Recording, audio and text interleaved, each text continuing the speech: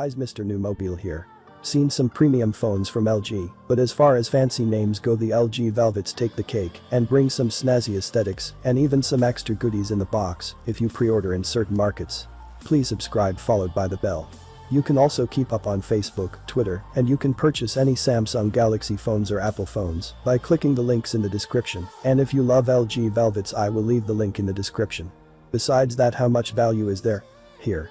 Let's find out in our LG Velvets review. The Velvet is a significant departure from the LG design language we used to as a sleek, tall, curved form factor, and a dazzling gradient finish. Ours is in the Illusion Sunset color and is more like an explosion of different colors depending on the angle of the light.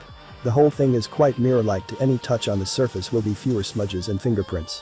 One of the unique design features is LG's raindrop camera scheme, where cameras are ranged from large to small to be more aesthetically pleasing. The back panel is made from Gorilla Glass, which curves into the glossy aluminum frame. The device is 6.8 inches with a 1080p resolution, a standard refresh rate and at L. 20.5:9 aspect ratio. It looks nice though. The U-shaped notch of the top for the selfie cam might be an eyesore for some people. The panel has good sharpness, as well as the black suit expect from enamel. Next, brightness isn't chart-topping, but is decent, around 400 nits of the manual slider in a little over 600 units in auto mode, when the bright sun colors can be tweaked in settings, but none of the presets are too accurate to a specific color. Space is not too bad, but your whites are a bit on the bluish side. Is an optical fingerprint sensor under the display, and it does a pretty good job at recognizing you and unlocking the phone. It wasn't the most accurate for us in the beginning, but it seems to improve over time. The more you use it, and there's an always-on display which will show the time and notifications, is highly customizable. With lots of different clock styles and colors to choose from. Yoshi Velvet has a stereo speaker set up with one bottom firing speaker and the earpiece acting as a second one. He scored very good in our loudness test, and quality is nice. Some previous LG phone is 128 gigs of storage on board, which should be plenty. And if not, it is expandable through Microst. In some markets, pre-orders of the LG Velvet will get you a bunch of extras, including a silicone case, wireless headphones, and LG's dual screen accessory. Gives you an extra screen, is pretty much the same as the main one for use in multitasking. Increase in functionality is balanced by the fact that it is bulky and hides the phone's nice design and increases battery consumption to what still adds a lot of value to the package. If you can get it for free. You can use apps side by side, open new browser tabs on the other screen, watch videos while you text, or even use one of the displays as a 4-screen keyboard for a full-screen gamepad for support. Again, the LG Velvet runs allergies. User experience version 9 over Android 10. Interface is clean and simple, with no complicated menus or custom set. You have the option for an app drawer, or you can choose to keep all of your apps on the home screen. I've used most of LG's flagship phones over the past few years. Enjoyed using them, even. But heck, if I could pick them out of a lineup. LG has pursued an aggressively bland design language adopted in near identical fashion by virtually all of its recent phones. The G7, the V40, the G8, the V50, and so on are all fine devices on paper, but they're only distinguishable if you can remember their specific screen sizes and camera layouts, and even then it's a challenge. Whatever the reason for this, it's not working. LG is hanging on to its distant third place in the US, and it's a non-entity in many other major markets. And so now we have the Velvet, a phone that sees LG take completely the opposite approach to its typical idea of a flagship phone, abandoning the long-running G series altogether. It's an attempt for the company to be taken seriously as a design leader, as it was in the days of the iconic chocolate slider in the mid-aughts. LG even managed to restrain itself from including Think in the name.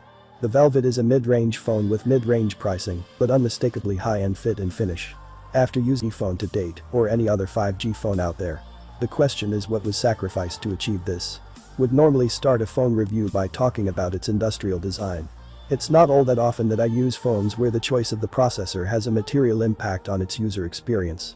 In this case, though, LG's decision to go with the Qualcomm Snapdragon 765 and the slightly faster 765G in the US informs almost everything about the device.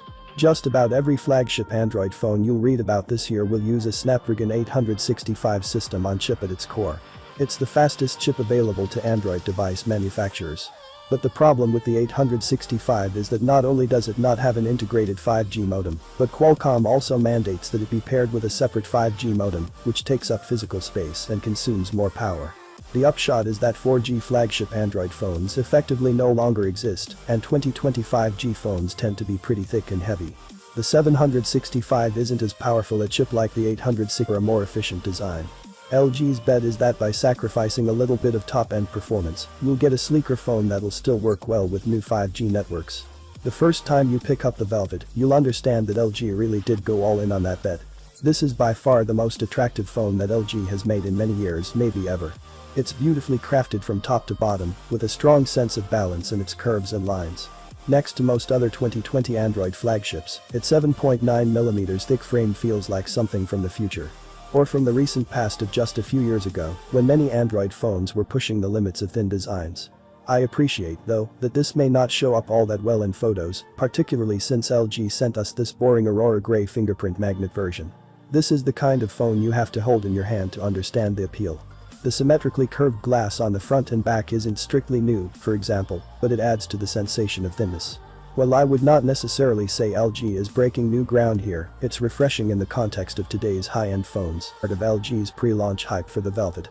There's one big camera lens at the top, then two smaller lenses and a flash below that evoke dripping water. It does look cool and it's refreshing not to have a huge camera bump, but all things considered, I think I'd rather have a better camera setup. While the Velvet's 48-megapixel main camera that turns in decent photos most of the time, it often suffers from over-sharpening, and it isn't competitive in low light. Here are a few comparisons with the iPhone 11, which is one of the better cameras in this price segment. This is still very much a big phone, however, so don't go expecting the modest specs to allow for a breakthrough in portability.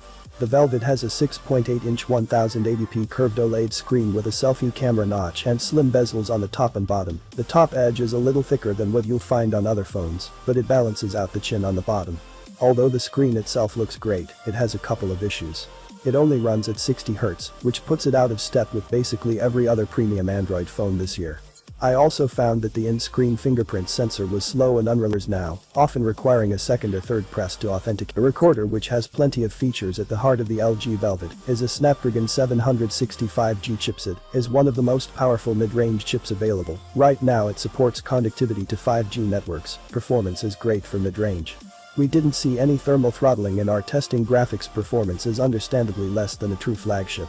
Though nets were taking into consideration for this price, you can get a phone with a Snapdragon 855 Plus or even an 865. Yoshi Velvet has a 4300 mAh battery, pretty typical for modern phone, and battery life is decent, but nothing outstanding. The phone scored an endurance rating of 79 hours, non-proprietary battery support for 25-watt charging, but the Velvet comes with a 16 watts charger in the box. With the charging speed is in fact, we were able to go from 0 to 33% in half an hour, which has some higher capacity charges too with not much improvement. There is support for wireless charging, which maxes out at around 9 or 10 watts. It works with the dual screen accessory attached to it. If you need to charge this in the dual screen case, should use the provided magnetic adapter. Yoshi Velvet has a triple camera setup, rather than the 4 cameras we see on most phones these days, is a 48-megapixel quad bare main, an 8-megapixel ultra-wide-angle cam, and a 5-megapixel depth sensor. 12-megapixel photos taken with the main camera, overall quite pleasing. Colors are nice and punchy, and there's plenty of contrast. Detail is good to know. Some noise is visible if you look closely. You can opt to shoot in the 48-megapixel mode, which will give you some extra detail if you have enough light. It comes at the expense of a decrease in dynamic range and color saturation, as well as a larger file size. Portraits are taken with the main cam, and that sensor, and these are decent, but not the best we've seen.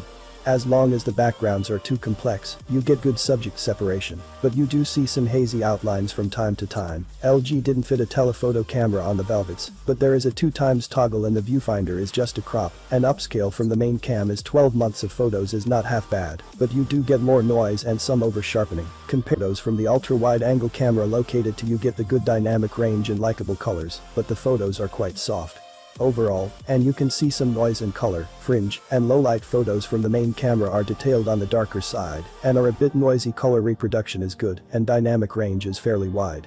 If the auto HDR cakes at night mode is a bit tricky. You can always go into the net view mode, but the phone will decide if the light level is low enough to warrant the extra processing if and when it does engage. It is in the night and day difference. No pun intended. There is an improvement in the noise and extra sharpening. But you don't see much more detail in the shadows. The ultra webcams. Low-light shots are soft and lacking in detail, and colors look washed out. You can enable net view mode here, but we're not seeing huge improvement. Selfies from the Velvet are taken with a 16-megapixel front-facing cam and in well-lit situations. We really like these results. Is to know what to focus the images come out on the point. If there's good enough light, video can be recorded with the main camera and up to 4K at 30 FPS.